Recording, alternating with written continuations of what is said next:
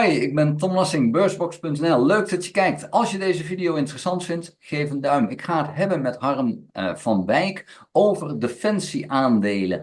En nou zijn er een heleboel redenen om er wel of om er niet in te beleggen. En dat bepaal jij als belegger helemaal zelf. En natuurlijk, ik kan me indenken dat je zegt, ja, ik wil niet in wapens beleggen. Helemaal prima, moet je dat vooral ook niet doen. Aan de andere kant kun je ook zeggen, ja, het is nu eenmaal een realiteit in de wereld dat we die wapens nodig hebben en we ze gebruiken. En waarom zou ik er dan niet aan willen verdienen als daar geld in zit? Ja, dat mag ook. Het is dus echt aan beleggers zelf. Het is niet illegaal om dat te doen.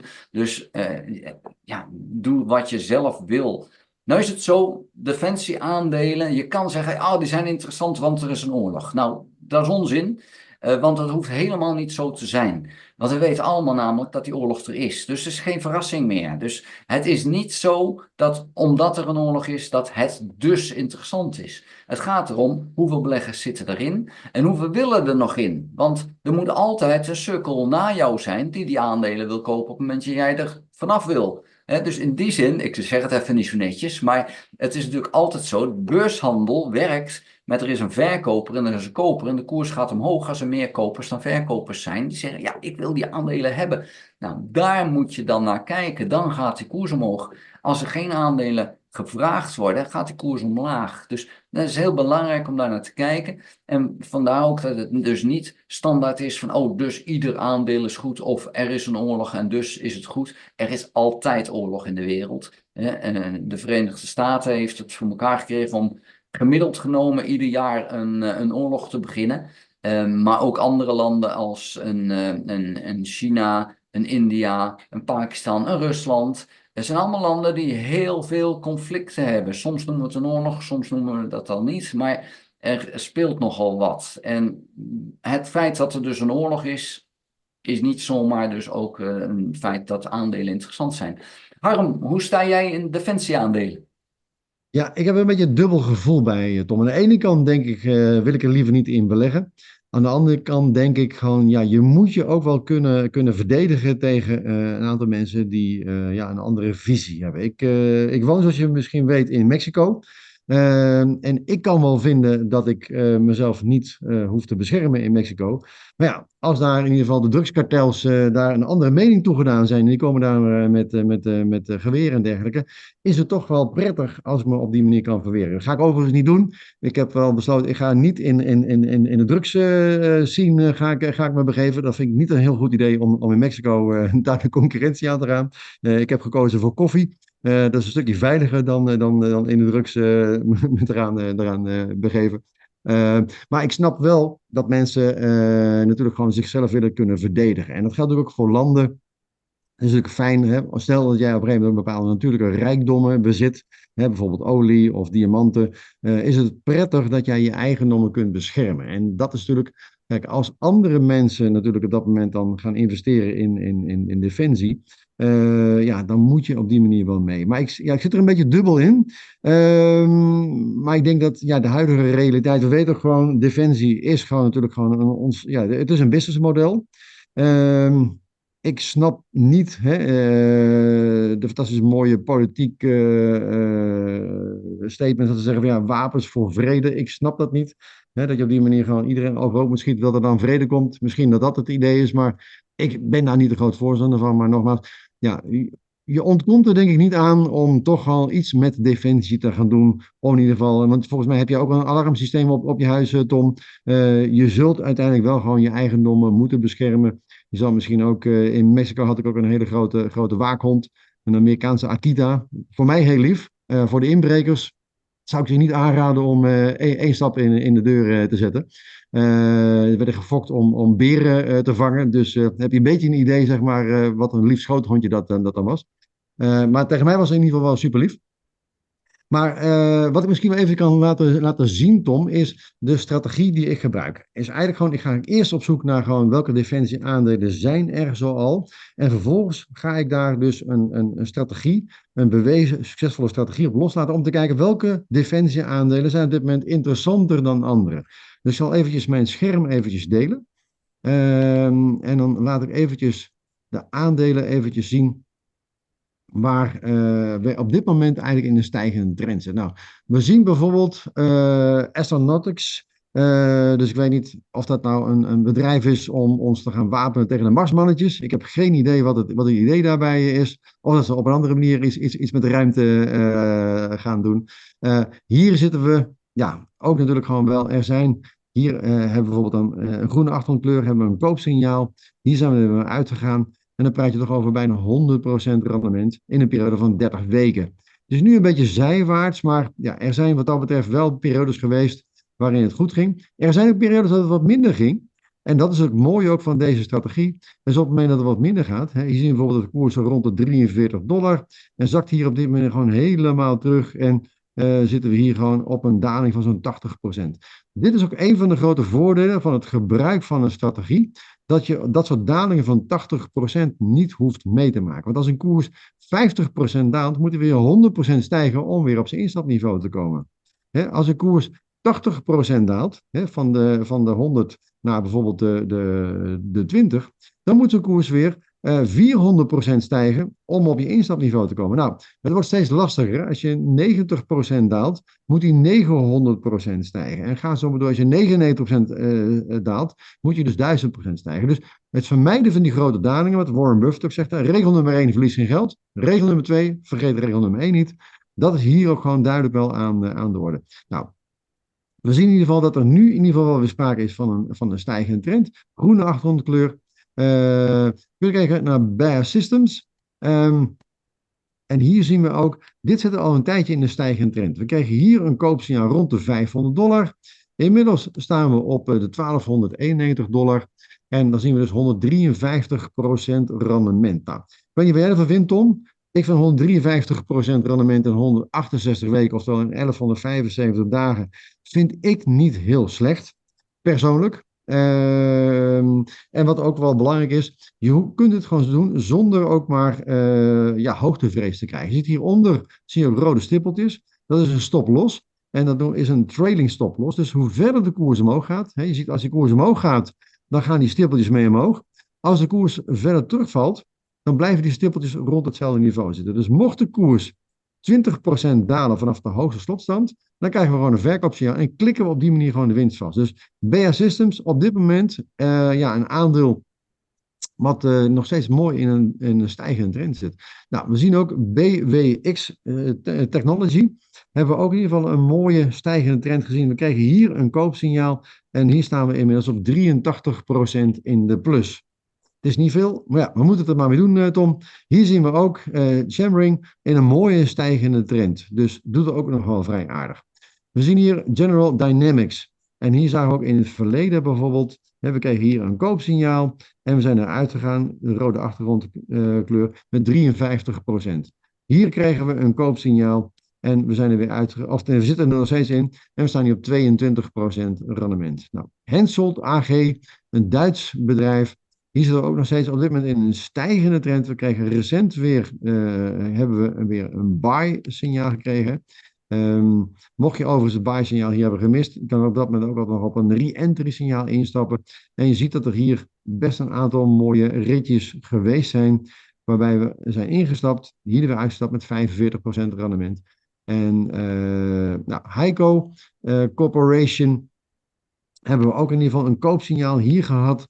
Staan we op dit moment zo'n 41% in de plus.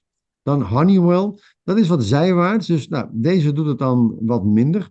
Het is overigens niet dat alle transacties die we innemen altijd met winst worden afgesloten. Maar waar het om gaat, er zijn ritjes, zoals hier bijvoorbeeld in het verleden, krijgen we een koopsignaal en zijn we eruit gegaan met 57% rendement. En hier die dalingen, die blijft bespaard. Nou, als we kijken naar Howmet, zit ook in een mooie stijgende trend. Dus blijkbaar doen deze het in ieder geval ook nog wel vrij goed. Er zijn in ieder geval een groot aantal overheden die er enthousiast over zijn. 132% in de plus. L3 Harris zien we ook hier in het verleden. Hebben we ook een mooi ritje gemaakt. Recent ook weer een koopsignaal, zit nog steeds in een stijgende trend. Hier Leonardo Spa. Hebben we hier een koopsignaal gekregen, staan we hier op dit moment op een plus van 178%. Ik weet niet, wat is jouw gemiddelde rendement op een aandeel, Tom? Is dat ook zo rond 178%? Ik moet zeggen, ik word hier over het algemeen toch wel gewoon enthousiast over als ik dit gewoon zie. Maar ik ben even benieuwd wat jij hier gewoon van denkt. Ja, nou, ik heb geen defensieaandelen, daar heb ik niet voor gekozen, dus dat in ieder geval. Hoeveel rendement ik per aandeel haal, dat durf ik je niet te zeggen, maar het is geen 178% gemiddeld. Dat kan ik je wel vertellen, want ik zit daar toch wel wat lager in, vrees ik. Ja, Maar ja, dit is wel een methode die werkt als je hier gewoon structureel dit blijft doen. En dat vind ik het mooie van deze methode. Maar ik moet eerlijk zeggen. Ik ben ook zo'n hobbybelegger die dan af en toe gewoon zo'n aandeel pakt, omdat het gewoon een mooi jongensboekverhaal is. Hè? En een schatgraver die in Afrika een gat graaft en daar een bron tegenkomt en zegt, ja, ik heb geld nodig. Ja, daar pleur ik dan ook wel geld in. En ja, is dat verstandig? Nee, ik heb er toevallig eentje van en daar sta ik op 70% verlies, geloof ik. Maar ja, het is wel hartstikke leuk. Ja, ja. En ik heb gisteren heb ik Alfen besproken. Dat is dan gewoon duurzame energie. En daar sta ik ook op 33% verlies. Ja, dat noem ik dan maar een maatschappelijke belegging. Omdat ik vind dat dat bedrijf wel de steun verdient. Maar als belegging is dat niet slim. Dus ik ben daar niet slim genoeg in, zullen we maar zeggen. Want je moet eigenlijk gewoon straks zeggen van... Hé, ik wil geld verdienen. Het gaat om de pegels. En ik stap in op het moment dat het interessant is. En op het moment dat het lijkt dat het over is, dan ben ik er gewoon uit en mag een ander die aandelen hebben. En zo zou je er eigenlijk in moeten zitten, denk ik, als het je om het geld gaat. Als het je om de hobby gaat, lekker bezig zijn, ja, dan kan je van die vreubeldingen zoals ik doen. Maar ik moet wel eerlijk daarbij zeggen, ik vreubel met klein geld en ik ben beleggen met groot geld. Hè. Dus mijn hobby doe ik met de details. Dus ga nou niet denken dat ik alleen maar van die blunderende dingen heb. Dat is zeker niet zo. Want anders dan zou ik geen succesvolle belegger zijn. En dat ben ik gelukkig wel in meerdere dingen. Ik heb namelijk mijn beleggingen heel strak verdeeld in cash, hè, goud, zilver, dus cash bij mij, in schulden, in aandelen en in vastgoed. Dus in die zin heb ik dat keurig verdeeld, een mooie spreiding, zoals dat ook hoort. Maar deze methode, ja, dat is prachtig. Maar zoals we al begonnen te zeggen, van je moet kijken of je als belegger in defensieaandelen wil beleggen. Maar als je dat doet, ja, dit is allemaal wel, degene die jij liet zien, bijna allemaal in een opwaartse trend. En die lijkt nog niet ten einde te zijn. Al moet ik wel zijn, de laatste 2 weken lijkt het allemaal wat verder iets omlaag te gaan, iets te corrigeren. Maar dat betekent nog niet dat de trend voorbij is. Dus in die zin kan er nog van alles. Maar het ziet er erg mooi uit, Harm. Wat dat betreft denk ik dat dit heel goed te gebruiken is. En ik neem aan dat die maand gratis gebruiken, dat die nog steeds geldt. ja, ik wil gewoon aan jouw podcastluisteraars gewoon ook, of kijkers ook een aanbod doen om dit gewoon eens zelf te gaan uitproberen. Want ja, ik kan hier enthousiast over worden. Jij wordt hier volgens mij ook enthousiast over. En overigens, ik heb ontzettend veel respect voor jou als belegger, dat weet je. Ik weet er gewoon, je zit in best in ieder geval, je zit daar best in een heel mooi huis, wat je ook hebt gekocht met de opbrengsten van je beleggingen. Dus wat dat betreft, er zijn maar weinig beleggers waar ik echt ja, heel veel respect voor heb. En jij bent er in ieder geval sowieso gewoon eentje van. Dus ik weet dat je zeker geen vreugdebelegger bent. En dat je ook op die manier ja, ook de uitdaging zoekt. En ja, goed, een hobby mag wat kosten, Tom. Hè? Sommigen kopen dure sportauto's, hè? Zoals Bernard destijds. Want dan kijk je ook eventjes naar een aandeel Lockheed Martin. Daar had volgens mij Prins Bernard ook iets mee. Ik weet niet of je er nog iets mee kan herinneren wat daar met de smeergeldaffaire. Maar goed, laten we wat dat betreft die beerpunt maar niet opentrekken. Maar we zien wel hier ook weer overigens 258% rendement hebben we hier in het verleden gehaald tussen maart 2013 en april 2018. Dus 267 weken, oftewel 1869 dagen.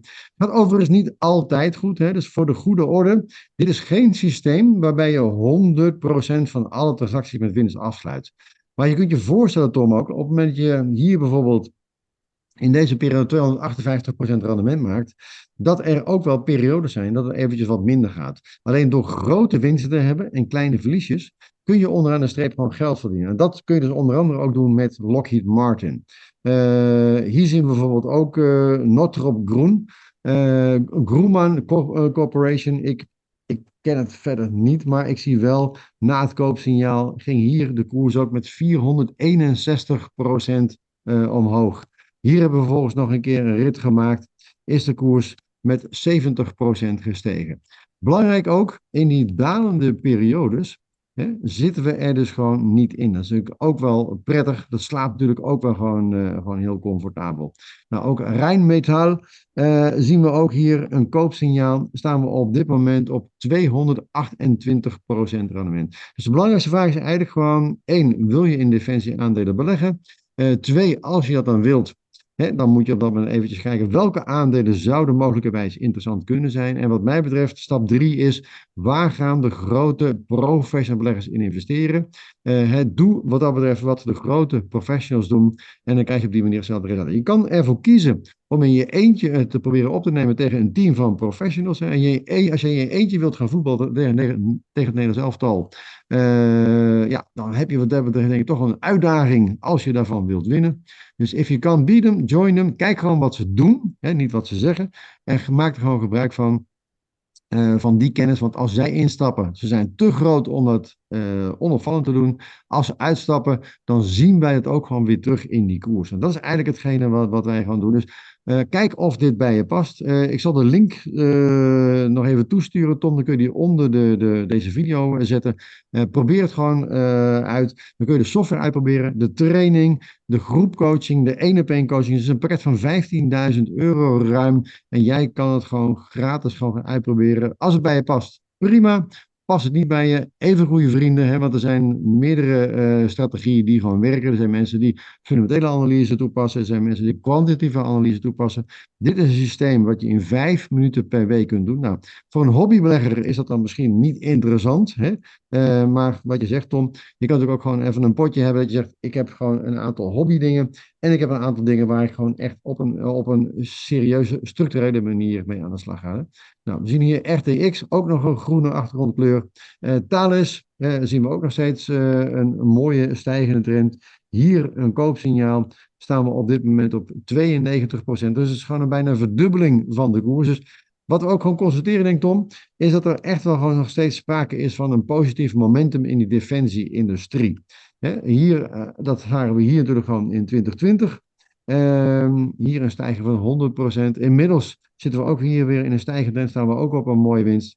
En dit is eigenlijk een beetje het rondje, denk ik, wat ik eventjes heb gemaakt met een aantal defensieaandelen, om even te laten zien wat je dus kunt doen op het moment dat je gebruik maakt van een bewezen, succesvolle strategie. En ik denk, als ik gewoon kijk naar dit soort aandelen, ik vind het toch wel interessant. Ook vanuit het idee, heb je 155% rendement. Interessant als je dan toch gewoon jouw natuurlijke rijkdommen, of in ieder geval je grond wilt beschermen. Ja, dan ontkom je er soms niet aan om op dat moment dan ook te investeren in een stukje veiligheid. Om ervoor te zorgen dat niet alles zomaar onder je kont vandaan wordt gestolen. Dus dat is in Mexico. Heb ik dat in ieder geval ook wel ervaren. Dat soms het wel belangrijk is om in ieder geval te investeren in een stukje defensie. Ja, dankjewel. Ja, wat we al zeiden, van ieder voor zich bepalen of je dat wil of niet wil. Maar die aandelen zijn in ieder geval kansrijk. Dankjewel, Harm. Binnenkort weer een afspraak, hoop ik. En iedereen bedankt voor het kijken. Harm, jij bedankt voor het weer aanwezig zijn. Dankjewel, Tom. Ik vond het in ieder geval heel erg leuk om te doen. Dus wat mij betreft binnenkort weer. Ja, doen we. Oké, houdoe. Houdoe.